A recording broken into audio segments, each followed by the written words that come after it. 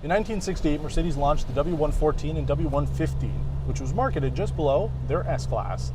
Over the course of their 8-year production, 1.9 million of these vehicles were sold, being replaced by the famous W123. I'm driving one of these right now, but this one's just a little bit different.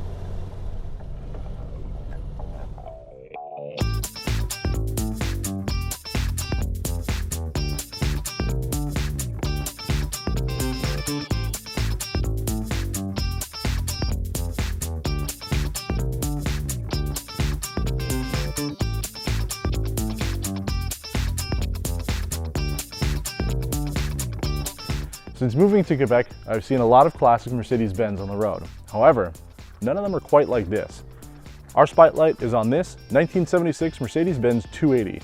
It's actually the body of a 300D from 1976 and the interior of a gas version from 1973. It's still got the 6-cylinder engine up front, so it is a W114. We're going to be showing you everything about this car, going for a drive, and going over what you need to know if you're in the market for one of the most popular versions of Mercedes E-Class car. Before we dive right into it, I want to state that finding information on the early E-Class has been tough. We've included the specs for the 1973 280 engine directly from the German sales brochure, but it should be noted that a low compression engine was also produced, and we're not sure if that applies to this car. This car has an interesting history. It's technically a 1976 Mercedes-Benz 300D, at least according to the licensing office here in Quebec. The body came from New Brunswick, the interior seats and trim from an earlier gas model, and the engine from an unknown year 280 with the carburetor, so as far as we're concerned, it's a 76 280. During the restoration process, the shop decided to place the mirrors at the front fenders. They should be located on the doors where you normally find them. The color of the car isn't original, but neither is the white roof. Typically these cars would be produced in different shades of gray, beige, dark blue or red, and the hubcaps often match the paint color. You'll notice the original US spec front and rear bumpers, which add about 11 inches to the car's overall length. The other exterior feature you'll notice is the gas tank filler. It's located along the rear of the vehicle, which is typical for cars from the 60s and 70s, and the front quarter windows that open independently from the rest of the glass. This 40-year-old car uses 4 disc brakes all around, whereas you could buy a car 5 years old that might still use drums in the back. Moving to the inside, we find an impeccable interior with the dashboard originally from the diesel frame. The seats are similar to the later 80s Mercedes models with a bounce to them when you sit. The black leather is relatively comfortable for a car that's 40 years old. To the left of the steering wheel is the interior dome light switch, brake release, air vent control, and exterior lights with the rear fog.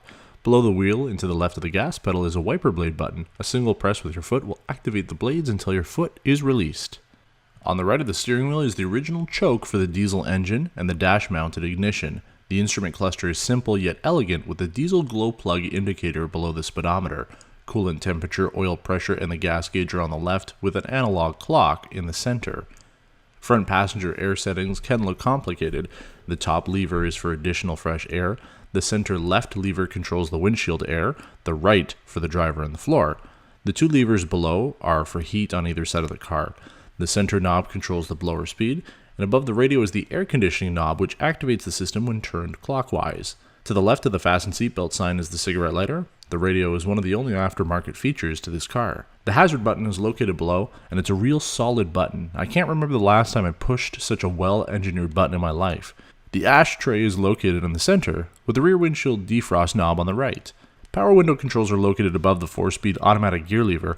However, the front windows were swapped with manual operation so the switches could operate the air ride system. Each front door has a rotary knob for the quarter window, along with a door handle and manual conversion windows. There's a decent amount of room in the back for 2 adults with shoulder belts for both outside passengers. The rear doors feature ashtrays and power window controls.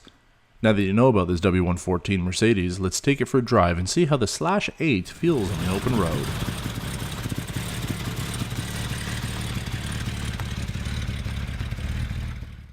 Yeah, this is definitely the oldest car that I've driven, and certainly the flashiest as well. As soon as I saw this car online with the kind of lime green, mint green coloring, I knew we needed to feature this car on test drive, and I'm definitely not disappointed. Yeah, it certainly drives as you would expect the 70s Mercedes to drive. It truly feels like I'm driving a tank right now. And the steering is surprisingly it's loose, right? You know, for a car of this age, but you know, it gets the job done. And the steering wheel is so weird to hold, like a hard plastic wheel, especially when it's Mercedes-Benz. Everything is usually nice leather or, you know, some sort of composite soft material, but I really like the firm feel of this, and it really does feel like you're actually driving a boat instead of a car. And then you've got the little the horn's pretty awesome too. Got the little ring that goes around the steering wheel here to tell people to get out of the way. But I really think that just the car itself in such a gorgeous color really stands out. People are going to get out of your way no matter what. So the vehicle of this age, we always like to also kind of feel the brakes. We won't go for a huge rip, but you know, they definitely grab right away, which is good when you're driving something like this. It's a lot different than any of the other cars we've featured, just because you know it really is a classic vehicle. You don't want to bump into something accidentally. You want to make sure that those brakes work to be able to stop you for going a little too quick, or if somebody hits the brakes in front of you, because unfortunately people don't care about the car you're driving, so they're not too worried about hitting the brakes, not paying attention. You want to make sure that you are, though, and the brakes are nice and grippy on this. Go for a little rip. It does pull though. That engine's still pretty responsive after 40 years. And I've driven especially a lot of Mercedes recently. Yeah, I was pretty excited when we got behind the wheel of the C32. That car certainly put a smile on my face, and the E55 was a ton of fun, but I have to say that I'm enjoying this drive a lot more than any of those. And I think it's just because you really don't see these on the road, and when you do, they're black or white, perhaps, maybe a dark red, but this car certainly stands out, and I feel like everybody else is enjoying it too as we're driving by. I think we're getting a lot of looks going on our little drive here through town. Seat comfort is pretty good. These are pretty similar seats to the 88 model 300E and 560 SEL that we featured earlier on this past season. They have a spring to them. But overall, they're pretty comfortable. I'm seated in a good position here, and one of the things you'll notice too, you know, the steering wheel doesn't adjust, and you know, the seats have relatively limited adjustment too. So the car is not going to be for everybody. I'm surprised, as a larger individual as myself, I'm able to fit into it. But yeah, it's pretty comfortable here, and my driving position is good. And you are really low to the ground, even though the car has the air ride suspension. We're not really at the lowest setting here, just because I'm a big guy, so we want to make sure that we're not putting too much strain on the lower parts of the car here. But overall, yeah, it's a good feeling car, and your seats are quite comfortable. And I think on a long drive, you're not going to be doing like 1,000 kilometers with it, but I think if you were to go for a 100-kilometer drive, maybe do a cruise with something like this, you're going to be pretty comfortable and not too upset with your physical well-being when you get back to your destination. And when you're driving something like this, it doesn't really matter what you've got underneath the hood, because it's not meant to go fast. This is really more of a show car than anything else at this point. You want to take it to car meets, and you don't want to keep it in the garage either. You want to drive it, but you're not going to be driving it quick. You're going to be driving it to show it off, so that other people, all these people, they're getting a treat today, being able to see this kind of car out here, because normally you don't see something like this. Especially, like I said, I love this color. I would paint every car I'll ever own in this color if I could. I like it a lot.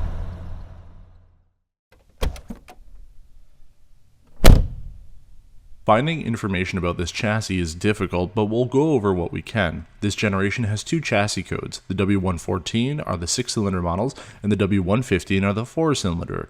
Gasoline and diesel models were offered in North America, with 4-speed manual and automatics available, depending on which model you bought.